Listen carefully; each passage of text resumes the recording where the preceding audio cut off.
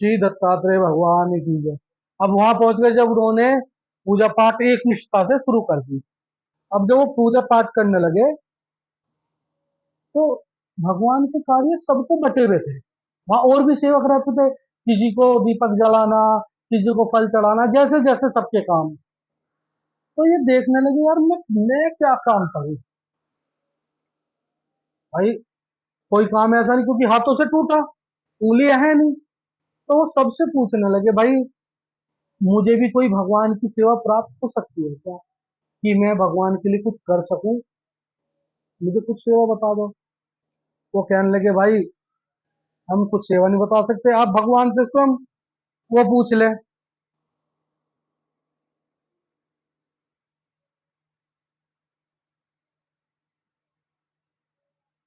तो सब उससे कहने लगे आप क्या कार्य करोगे भाई, आपके उंगलियां तो है नहीं, आप कुछ पकड़ नहीं सकते, उठा नहीं सकते।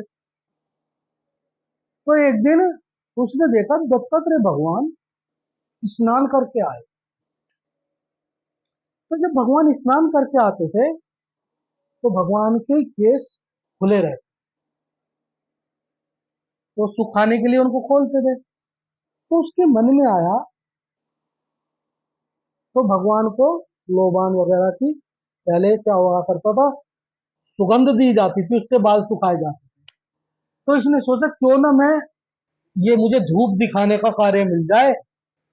और वो उन्हें अपने मन में ये ऐसी लालसा ठान ली कि मुझे शायद भगवान को धूप दिखाने का, जब भगवान स्नान करके आए भगवान के बालों को धूप दिखाने का मुझे एक कार्य मिल जाए।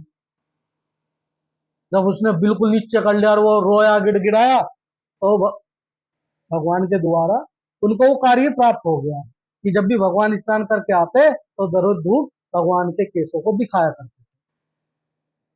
तो एक दिन क्या हुआ, जैसे ही भगवान स्नान करके आए,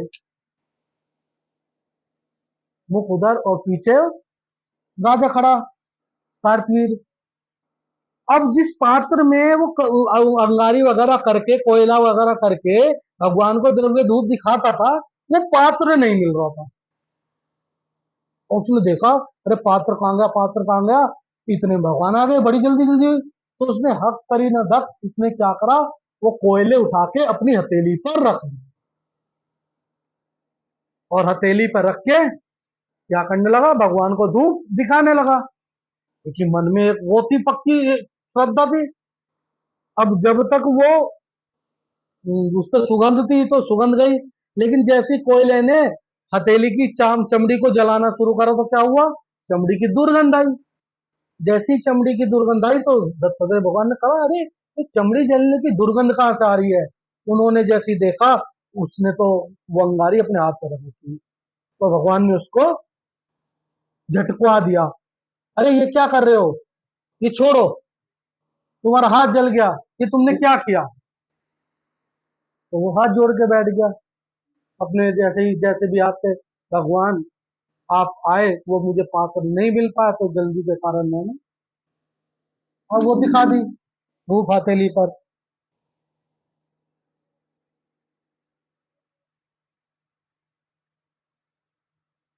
दत्तात्रेय भगवान को बड़ा भाव हुआ यार, एक भक्त ने मतलब एकदम से, हमने आजकल जरा सी अंगारी लग जावे आदमी तो एकदम वैसा कर ले। तो भगवान को बड़ी प्रसन्नता हुई कि इसने कुछ भी नहीं देखा।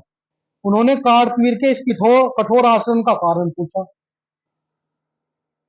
अब दत्तात्रेय भगवान कह रहे हैं कार्तवीर को, भाई तूने ये नहीं देखा कि तेरा हाथ जल जाएगा, ये जल जाएगा, तेरे इस कठोर आचरण का कारण क्या है, तू चाहता क्या है। अब पावन परमेश्वर किसी से ये पूछे तू चाहता क्या है, तो कोड़ी और टूटा उसे क्या चाहिए, दो हाथ। अब हम लोगों की यही बुद्धि खराब हो जाती। आज के युग के इंसान की बुद्धि कहां खराब हो जाती है, पता है सामने साक्षात पावन परमेश्वर खड़े हैं। अगर वो चाहता तो ये भी तो कह सकता था कि भगवान जो मिल गया सब कुछ तुम्हारा था, मुझे तो आप अपनी शरण दे दो या मोक्ष दे दो। भाई ये शरीर तो नश्वर है ही, आज अगर वरदान मान लेगा आज नहीं तो कल, कल नहीं तो परसों तो जाना तो है ही। लेकिन अगर आज ये कह देता मुझे अपनी शरणागति दे दो, शरण दे दो, तो इससे बढ़िया कुछ काम था, मोक्ष हो जाता ना उसका। लेकिन कहते हैं ना, जब संसारिक आदमी को अपनी सुविधाओं की चीज चाहिए हो ना, तो उसकी आंखों पे माया का पर्दा गिर जाता है। तो क्या मांगता है भगवान के सामने होते भी? शारीरिक जुड़ी हुई सुखों की चीजें, मुक्ति की चीजें नहीं मांगता, शारीरिक सुखों की चीजें जो बिल्कुल नाशवान है, कुछ क्षण की है, आज नहीं, एक नहीं, 2 दिन नहीं, 10 दिन नहीं, साल 2 साल, इससे ज्यादा तो नहीं होगी। वही काम कार्तिक ने किया। तो इसलिए जब कभी ऐसा मौका मिले ना, इस शरीर का क्या, भगवान से मांगना भी क्या, शरीर पाप नाश शरीर के लिए, भगवान अपनी शरण, जन्म मरण से मुक्ति, मुझे नहीं चाहिए कुछ भी, सिद्धि दे दो मुझे, जन्म मरण से मुक्ति, ये इससे अलग होनी चाहिए कुछ चीज। लेकिन नहीं होगा। कोई कहेगा गाड़ी दे दो जी, कोई कहेगा मेरा घर बनवा दो जी, कोई कह देगा जी नौकरी लगवा दो जी, कोई कहेगा मुझे सुंदर बहू दिलवा दो, यही, इससे अलग कुछ नहीं। कभी बुद्धि काम ही नहीं कर सकती। जी दत्ता।